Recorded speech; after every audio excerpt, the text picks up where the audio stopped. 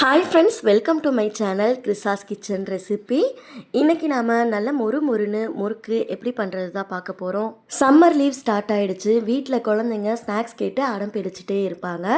இது மாதிரி சுலபமான முறையில் வீட்லேயே முறுக்கு செஞ்சு வச்சுக்கோங்க. நல்ல மொறுன்னு ஒரு மாதம் ஆனாலுமே கெட்டு போகாமல் சூப்பராக இருக்கும். இப்போ வாங்க இந்த ரெசிபி எப்படி பண்ணுறதுன்னு பார்க்கலாம். ஃபஸ்ட்டு இந்த ரெசிபி பண்ணுறதுக்கு பேனில் அரை கப் கடலைப்பருப்பு சேர்த்துக்கோங்க. நான் யூஸ் பண்ணியிருக்க கப்போட அளவு 250 ml. நீங்கள் வீட்டில் அதே மெஷர்மெண்ட்டில் இருக்க எந்த கப்பு வேணாலும் மெஷர்மெண்ட்டாக வந்து எடுத்துக்கலாம். அடுப்பை மீடியம் ஃப்ளேமில் வச்சுட்டு இதை 3 நிமிஷம் போல் நல்லா வறுத்துக்கோங்க. எந்த அளவுக்கு வறுப்பட்டதுக்கப்புறமா இதை அப்படியே வேறு ஒரு பிளேட்க்கு மாற்றிக்கலாம். அடுத்து அதே பேன்லேயே அரை கப் உளுத்தம் பருப்பை சேர்த்துட்டு அடுப்பை மீடியம் ஃப்ளேம்லேயே வச்சுட்டு 3லேருந்து 4 நிமிஷத்துக்கு இதை வந்து கருகாமல் வறுத்துக்கோங்க. இப்போ பாருங்கள், உளுத்தம்பருப்பு லேசாக கலர் மாறி வந்திருக்கு. இப்போது ஸ்டவ் ஆஃப் பண்ணிவிட்டு இதை பிளேட்க்கு மாற்றிக்கோங்க. கடலைப்பருப்பும் உளுத்தம் பருப்பும் முழுமையாக ஆறுனதுக்கப்புறமா இதை மிக்ஸி ஜாருக்கு மாற்றிக்கோங்க. மிக்ஸி ஜாரில் சேர்த்ததுக்கப்புறமா இதை எந்த அளவுக்கு நல்லா ஃபைனாக அரைக்க முடியுமோ அரைச்சி எடுத்துகிட்டு வந்துடலாம். இப்போது அரைச்சி எடுத்துகிட்டு வந்தாச்சு. எவ்வளோ முடியுமோ நல்லா ஃபைனாக அரைச்சிக்கோங்க. அடுத்து ஒரு அகலமான பாத்திரம் எடுத்துக்கோங்க. அதில் இந்த மாவை நம்ம சலிச்சு எடுத்துக்கலாம். இந்த மாவை பார்த்திங்கன்னா கொஞ்சம் கூட கப்பி இல்லாத மாதிரி நல்லா சலிச்சு எடுத்துக்கணும். அப்படியே வந்து சேர்த்தோம் அப்படின்னா நமக்கு முறுக்கு பிழியும் போது உடையும். இப்போ சலிச்சதுக்கப்புறமா பாருங்கள், இவ்வளோ மாவு இருக்குது. இதை மறுபடியும் மிக்ஸி ஜாரில் சேர்த்து நல்லா ஃபைனாக அரைச்சிட்டு அதை சலிச்சு எடுத்துக்கோங்க.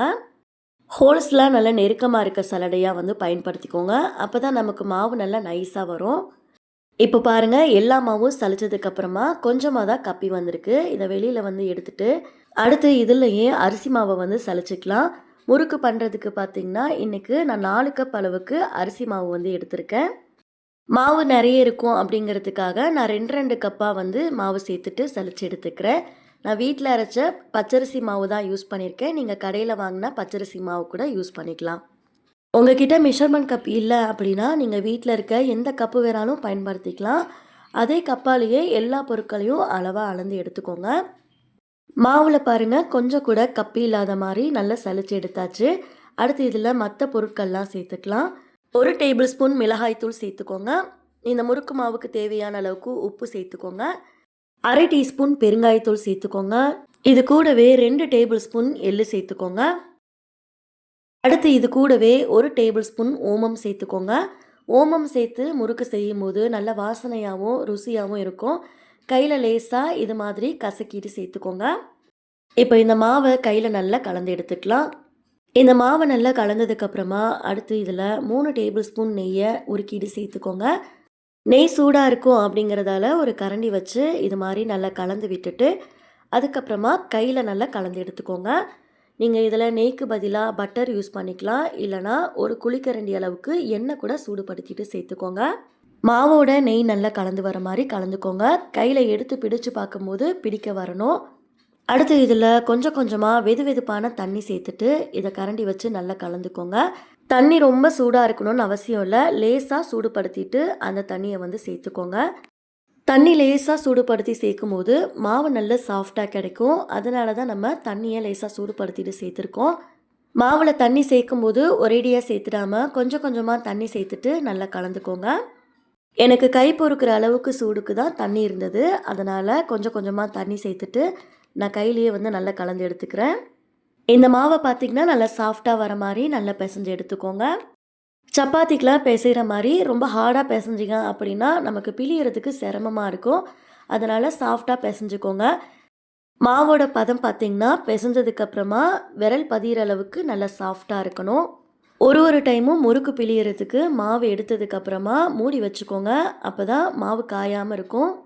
அடுத்து முறுக்கு பிழியறதுக்கு இது மாதிரி 3 ஹோல்ஸ் இருக்கிற மாதிரி அச்சு எடுத்துக்கோங்க. இப்போது நம்ம ரெடி பண்ணி வச்சுருந்த மாவுலேருந்து கொஞ்சமாக கையில் மாவு எடுத்துட்டு சிலிண்டர் ஷேப்க்கு உருட்டிக்கோங்க. முறுக்கு பிழிகிற அச்சில் ஃபுல்லாக எண்ணெய் தடவிட்டு அதுக்கப்புறமா மாவை வந்து உள்ளே சேர்த்துக்கோங்க. மாவை சேர்க்கும்போது முக்கால்வாசி இருக்க மாதிரி சேர்த்துக்கோங்க. அப்போ தான் பிழிய ஈஸியாக இருக்கும். இப்போ இதை க்ளோஸ் பண்ணிவிட்டு நம்ம முறுக்கு பிழிஞ்சிக்கலாம். முறுக்கு பிழியறதுக்கு வீட்டில் ப்ளைன் பாலித்தீன் கவர் இல்லைனா பட்டர் ஷீட் இருந்ததுன்னா அதில் பிழிஞ்சு விட்டுக்கோங்க. உங்களுக்கு எடுக்கிறதுக்கும் ஈஸியாக இருக்கும். அதே சமயத்தில் நம்ம நிறைய முறுக்கு பிழிஞ்சு விட்டுக்கலாம். அப்படி இல்லை அப்படின்னா இது மாதிரி சின்ன பிளேட்டை கமுத்துட்டு மேலே எண்ணெய் தடவிட்டு முறுக்கு பிழிஞ்சு விட்டுக்கோங்க. 4-5 பிளேட்டில் இது மாதிரி ரெடி பண்ணி வச்சுக்கோங்க. அப்போ உங்களுக்கு நிறைய முறுக்கு போட்டு எடுக்கிறதுக்கு ஈஸியாக இருக்கும். முறுக்கு பிழிஞ்சதுக்கப்புறமா கடைசியாக லைட்டாக இது மாதிரி அழுத்தி விட்டுக்கோங்க. அப்போ தான் எண்ணெயில் போடும்போது பிரியாமல் இருக்கும். இப்போ நம்ம பிழிஞ்ச முறுக்கை கையில் எடுத்துட்டு எண்ணெயில் போட்டு எடுத்துக்கலாம். எண்ணெயில் கொஞ்சமாக மாவு சேர்த்துக்கோங்க. மாவு சேர்த்த உடனே மேலே எலும்பி வருது பாருங்கள். இப்போ எண்ணெய் நல்லா சூடாக இருக்குது. ஒவ்வொரு முறுக்காக நம்ம உள்ளே சேர்த்துக்கலாம்.